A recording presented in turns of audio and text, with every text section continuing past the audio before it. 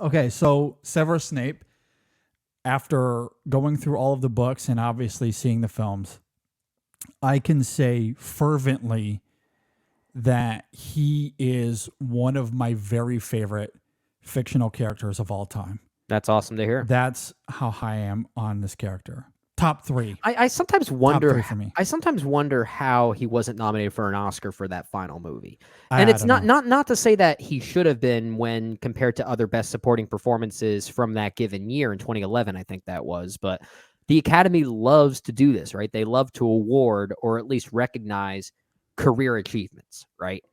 And I Yeah. feel like in many ways, Alan Rickman's work in that franchise is kind of the most career achievementable, if that makes Sure. sense. Yeah. And I could have seen Yeah. that happening. I mean, just in terms of performance, and this couples to the writing as well, the screenplay adaptations, but also J.K. herself. Sure. What I love about Rickman's performance is that simultaneously he taps into this antagonism toward Harry that is incessantly there. Yeah. However, at times he's able to show this empathy rather, Hmm. that is a little mysterious, that is unveiled obviously in the final scenes of Deathly Hallows Part 2. So when you watch it in context, it just adds more layers to the performance. Right. And so there's this incredible maneuvering he's doing in terms of mystery and antagonism. And somehow in all of that, in the sarcasm, it's also really funny. Like, Yeah. I don't know how he's able to thread that needle, but he does. And one of my favorite moments where all of this coalesces is in Half-Blood Prince, where, and this is right after this significant moment, right, where they're walking Yeah. back from Hogsmeade, Yeah. and this book that was cursed almost kills this girl, Yeah. and Harry is accusing Malfoy of cursing the book. And of course, Snape is like, that's a very serious accusation. Yep. How do you know this? And Harry just says, I just know. Yep. And the response, and I'm going to butcher it in terms of how he does it, but Alan Rickman's response to it as Snape is incredible because he just goes, you just, long pause. Yeah. You No. just no. And the way he says that is hysterical, yet dramatically it still fits the scene perfectly. So, For like, sure. in terms For of the sure. antagonism and like, it's just, I don't know how he does it, but I laugh, but I also feel the drama. Like, it's all there. It's incredible. Incredible, Well, that performance. I think that's why why the performance is so great is that he doesn't oversell any part of that character. So Yeah. that way, when you find out what Snape's motivations were the whole time, it beautifully recontextualizes everything that you saw Yeah. prior to that. Well, If and you would have that's it. Yeah. oversold any component, then all of a sudden you start to think that might seem a little out of character. But he never does cross that line into one direction Mhm. or the other as far Mhm. as antagonism or empathy is concerned. Absolutely. And ultimately, this is why Snape is my favorite. He's Hmm. a great little antagonist early on when it's through the perspective of 11 and 12-year-olds. Right. And constantly throughout the books and the movies, that evolves.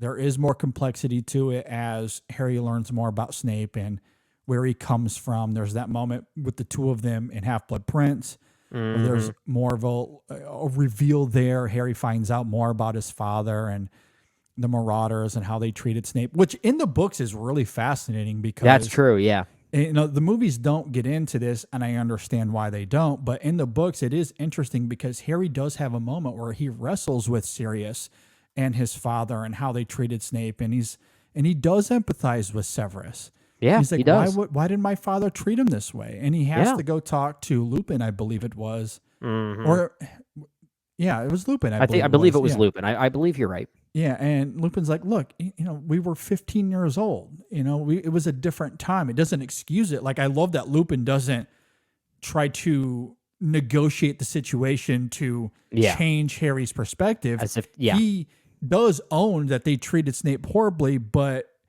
he's like, we were 15. We were a-holes at that time. Yep. And so, like, and there is something interesting about that, because one Mhm. of the fascinating revelations of the books is that Harry was an asshole. Like, he Yeah. is Yeah. very prickly through a lot of the, especially Order of the Phoenix onward. Like, as much as I love Harry, Oh, yeah, and you loved his sarcasm quite a I bit, I remember love that. his Yeah. sarcasm, I love his bitterness throughout a lot of it. And given his dynamic with Voldemort, it certainly makes a lot of sense. Uh-huh, for sure. And it's such a big theme of 5, but I do love that they continue that trend into 6 and 7 as well.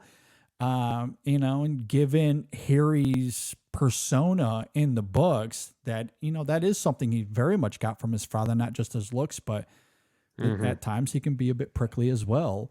So, and I love that irony, because For sure. Harry is a little naive to it, because he never really admits his own assholery. No, he just kinda Because has it. again, he's 15, 16 years old. So that Yeah. is an interesting parallel that I Asshole do like. is genetic after all, it's hereditary. Exactly. Yeah. Anyway, back to Snape. What I love about that relationship, it does evolve. And then you get this reveal in Deathly Hallows, where we come to find out that Severus grew up in a home where his parents clearly were warring with each other. He Mhm. was neglected, didn't have very many friends. Lily was the only one who cared genuinely, Yeah. and even at Hogwarts, that was the person that he cared about the most. And even as he was getting into the wrong crowd, so to speak, Lily was always the one that he cared about the most.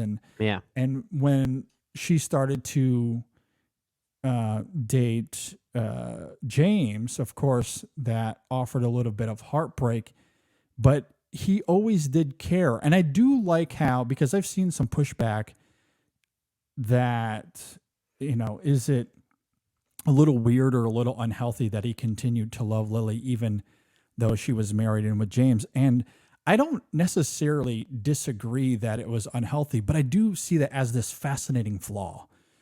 Oh, That yeah. and it Yeah, makes I think that's sense to very me. deliberate. Absolutely, and I find that fascinating, especially in context. I think it is important to remember that he grew up with no one that cared about him, Right. and when they were at Hogwarts, I think it's fair to say that while he was eventually a part of the Death Eaters, and he had quote unquote friends there, I think the book and the films and the performance of Rickman implies that he never really cared about anyone in that group, and they certainly didn't care Mhm. about him in the same way that Lily did.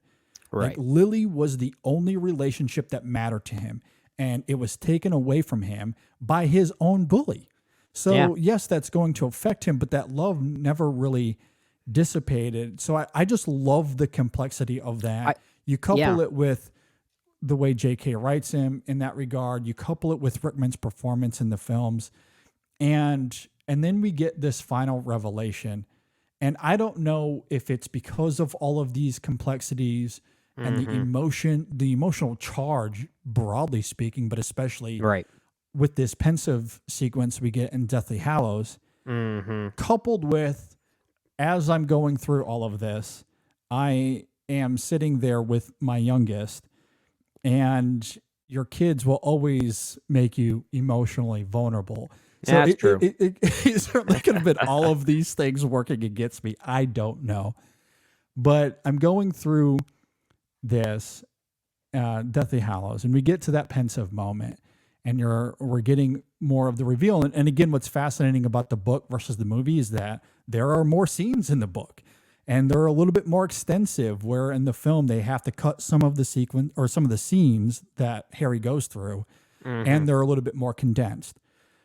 So I do like that we get more of Severus with his childhood, Yeah. that That's true. relationship with Lily, and how deeply connected they were. Which if I was to criticize the film, maybe you could say that that was perhaps a little bit rushed. But in Maybe a the little bit. book, I think they do a really good job of demonstrating that no, they were really good childhood friends, and at Hogwarts, especially those first few years, they were still really good friends, despite being in different houses. Yeah. And it's not until Snape had a moment of weakness and he calls her a mudblood. That's Yep. really where that relationship was severed, or at least Yeah. heavily damaged. Oh, no wonder his name is Severus. Severus. It's Yeah, he he's good at severed severing. us. And so, and that's a moment that's not in the film. Like they just kind of skip over that, which again, for time, I understand because the films wanted to emphasize and focus on that emotionality. And so they pick the scenes that really have that spiritual undertone the most. But And you have Alan Rickman, who's so good of an actor that he can kind of find the hidden meaning in those things without the script having to spell it out as much. So sometimes you can kind of sense that's those true. things. Well, and I guess in some ways, like where the film kind of, I guess, makes up for that is in those visual cues we get of Rickman as Severus holding Lily's dead body there, or just him at the house. And obviously the scenes that we get between Severus and Dumbledore, which is all really great. And this is, I guess the moment of, this epiphanal moment that I have when going through the book, this moment of catharsis, what really struck home for me the most. And this is what I love so much about subtlety, because there is a slight difference between the book and the movie in this pensive scene that I love so much. And I think it's the thing that took me from this emotion that was starting to well to just complete and utter catharsis. Okay. So in the movie, I'm gonna go to the movie first. Yeah. So in the movie, Dumbledore starts telling Severus, okay, Harry's gonna have to die. Yep. And Severus somewhat pushes back, like, oh my gosh, I thought you cared about this kid, but really he's just been a lamb for the slaughter this whole time. Mm-hmm. And Dumbledore says, well, don't tell me you've come to care for him. Yeah. And God, this is so good. Just the way you get Rickman doing the Patronus. Yeah. And the way he says it, like that alone, I think adds some great emotionality to it. And you see the doe. Yeah. And as the doe jumps out the window, there's a cut to Dumbledore who says, Lily? After all this time, to the cut back to Snape who says, always. Okay. That context is important because in the book, when he does the Patronus, Dumbledore does not say the name Lily. Right. So in the book, it plays out like this. Dumbledore says, don't tell me that after all these years you've come to care for the boy. Expecto Patronum. Doe flies out the window. Dumbledore looks back at Severus, who is streaming tears. And then he says, always.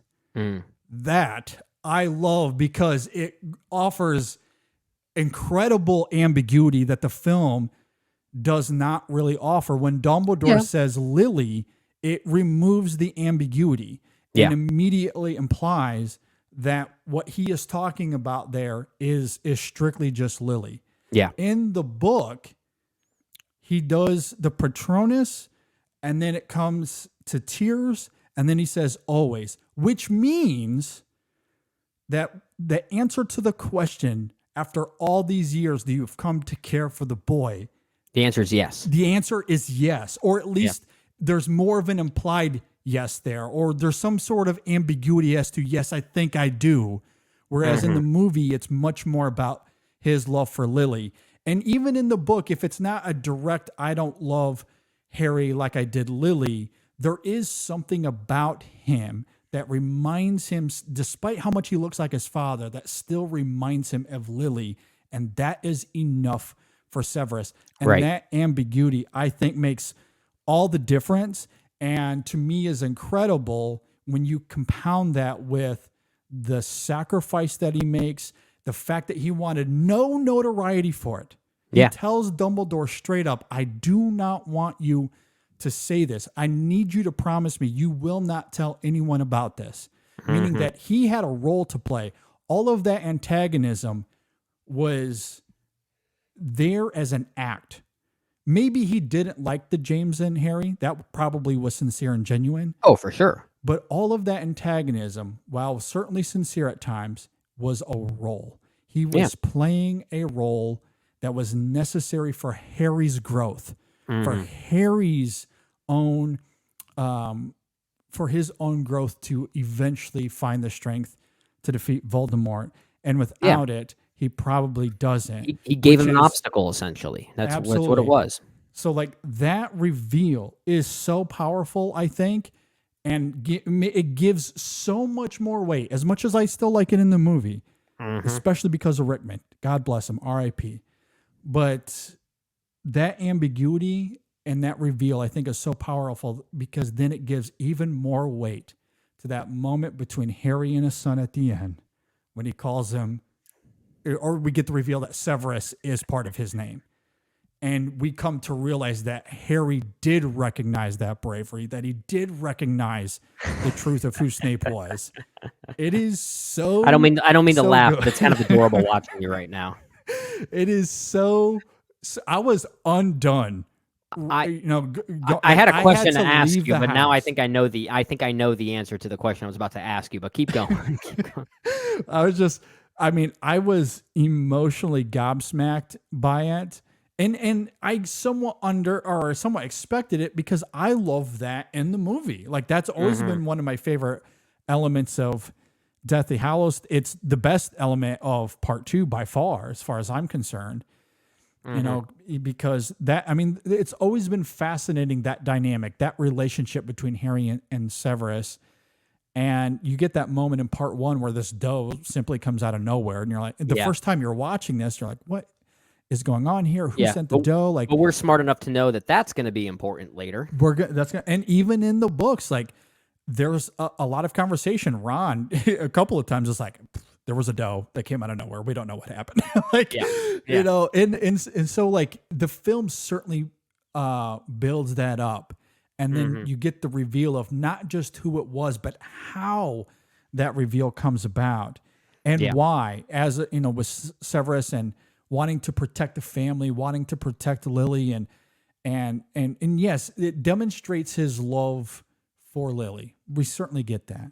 Yeah. But that little change, at least from the movies to the books, that ambiguity, the idea that he did come to love Harry, and which makes sense given that throughout all of this, and he made in promising Dumbledore not to tell anyone. And I love how Dumbledore turns it on him like, okay, I won't tell anyone about the best of you. Yeah, yeah. I like how he turns it on in a very sarcastic way.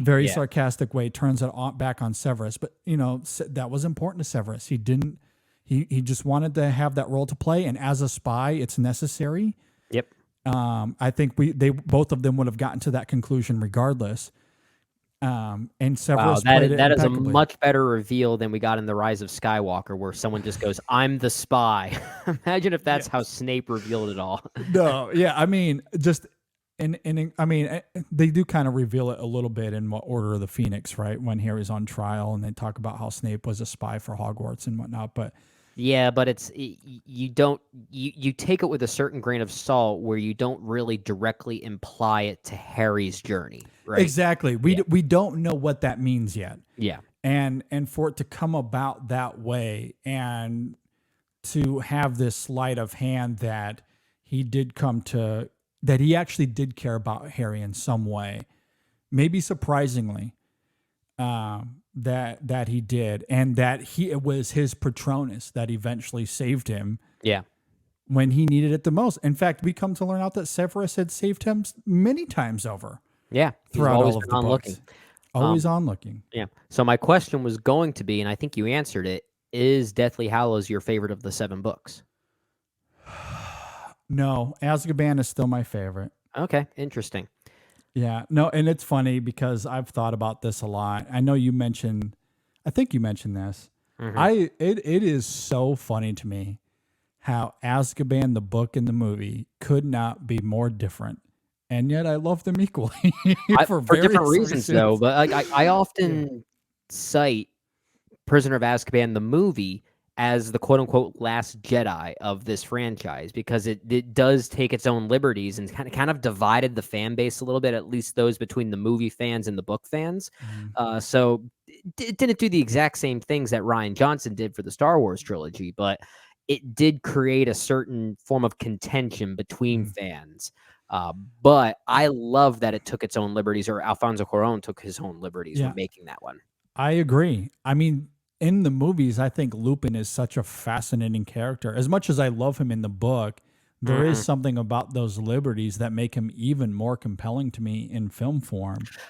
Yeah. And and again, I think some of it is the performance, but it's just the craft And of it all. And yeah, and it's also like trying to look at the books in general, because it sounds like the most emotional high you got from this series was from Deathly Hallows. But I do Mhm. remember, and again, this is 14-year-old Brendan or something like that reading these for the first time. I do remember thinking that Prisoner of Azkaban was the best written out of all of them. Like as I far as love its it. No, I yeah, yeah, like I just from it's so like from good. the No, perspective of it's dialogue, the way the plot is just as tight and seamless. I think I read that book as I was a kid. I was like in mhm. sixth or seventh grade. I think I read that in like 4 days or something. Yeah, I was like, yeah, it's done in a different manner, but I still think Quran captures the spirit because that emotionality is still there in the book, and it's just yeah, done differently. But that's maybe indicative of J.K.'s talent and caliber in terms of her writing skills because she captures that emotion very well. Whereas the yeah, movie, I think the performance comes like it's the performance and the music that drives a lot of that hmm, emotion, as well as some of the dialogue and what's there on the page for sure. It's yeah, just done in fair, different ways, and that's what I love about the medium of the art forms. Quran realizes that this is a visual medium, so let's hmm, take advantage of that. And there's yep, music involved, so we got John Williams. We might as well let him capture one of the best themes he's ever done. yep, And also, we got some incredible talent here. So let's go ahead and get some of the best performances in this franchise. hmm, And I'm the director and I know what the hell I'm doing. So we're going to have some fun in the action and the storytelling.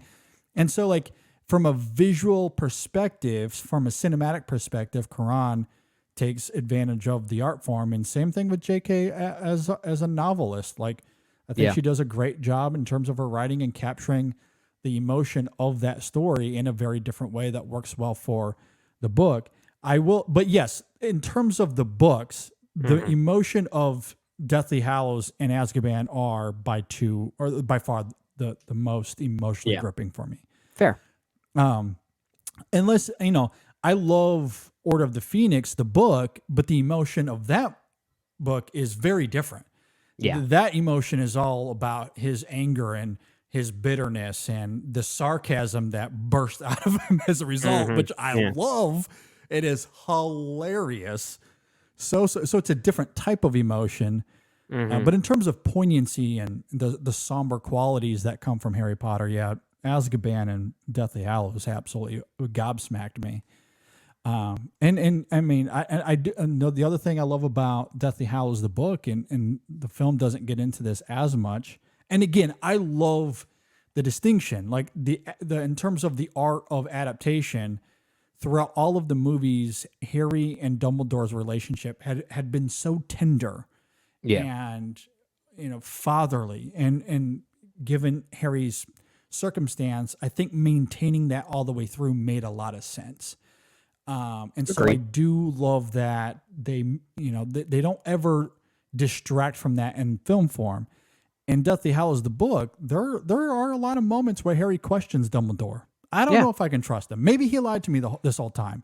This is way hmm, too ambiguous. I have no idea what yeah, I'm doing. Why didn't he just tell me what to do? Like yeah. there's a lot of Harry wrestling with that, which I appreciate. Like there's far I'm more with you. I'm complexity with you. there that from a book perspective I think is effective. I don't think that would have worked in film form. No, no, that's so introspective. It's hard to convey that, even if you have the best actor working at it. Yeah. So yeah, I'm with you there. So Hey, you're yeah, I finally mean, done. You're finally done with I'm all these. done. But yeah, the biggest reveal was Snape. I couldn't. I was destroyed, absolutely destroyed. And I just Mhm. and it's just funny because it's not often that you watch a movie and you have this antagonist this so-called antagonist, at least dramatically, he comes off as one. But really, the truth of it is he's very selfless. He's brave. He is the hero that didn't want to be publicized as one. Right. Which is arguably the most like selfless thing about him. Yeah. He died alone, almost alone. He would have if Harry just didn't happen to be in the right place at the right time. Oh yeah. And no one, Hogwarts had turned against him. All of the staff, like nobody knew the truth. The only person that knew the truth was Dumbledore. And he was almost about to die with the world thinking that he was a bad simply a person. Death Eater. That's it. Like that. And the world we live in today, where everyone has an ego that is this high. Doesn't that make you much stronger where you just let go of that ego? That's like a common thing. Like, just don't let your ego get in the way. And Snape never did. And maybe the love that was like that ego was born out of love. And maybe that love was rooted or like maybe it was misguided. Fair. Because it was for someone that was unattainable for him. But it was still born out of love. And out of that love, he came to care for another person that initially he probably didn't think that he would. Right. But he did. Yep. And I think it surprised him. In fact, this is just my interpretation. Mm-hmm. I don't think Snape realized that he cared about Harry until Dumbledore posed that question. Because it's his immediate. That's a good point. His immediate response from Dumbledore posing that question isn't to answer it verbally. Right. It was to summon the Patronus. Right. The Patronus that eventually saved Harry's life. And what do you do to summon a Patronus, right? You got to think of a happy thought, a good thought. You got to think of a happy thought. Exactly. And then he answered, always. I cannot begin to articulate what that did to me internally. I mean, we all love Harry Potter. It makes us happy. I think we just got to think of Harry himself. We can develop our own Patronus, right? And I was sitting there holding my son and uncontrollably sobbing. We all know that your kids would be your happy thought when conducting your Patronus. Yeah, at any rate.